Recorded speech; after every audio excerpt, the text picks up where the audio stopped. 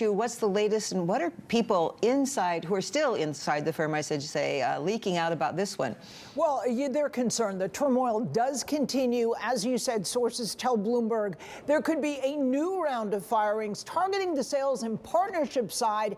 And this is after the 50% staff firing when he initially took over, and then the exodus that began late last week when way more technical employees than expected declined to take up Musk on his ultimatum, sign up to work a far more intense, hardcore version of your job or leave. Most of them left, and it forced the offices to close down Friday. We know Musk called in a lot of coders on Friday, and that underscores a concern. Sources telling Bloomberg that the app is increasingly vulnerable to hacks and bugs that can't be fixed, and that big events like the World Cup may overload already stressed Twitter systems. You're looking at Musk smiling on the day he took over, saying, let that sink in.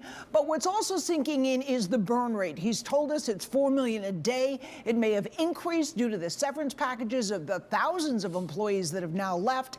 And we know that the Twitter advertisers have paused and become nervous. Meanwhile, Musk posted late last Thursday that the site just hit another volume record. And there are media analysts saying, hey, this is not sustainable usage. This is more likely on a highway when there's an accident. There's a lot of rubbernecking, a lot of people tuning into Twitter to see what's going on. In other news, we do know that Musk posted a 24-hour poll. Should former President Donald Trump, now an actual candidate for the presidency once again, be allowed back on the site? He was banned permanently. 52% of the users versus 48% said yes, allow him to return. And so Musk has said his account is being reinitiated.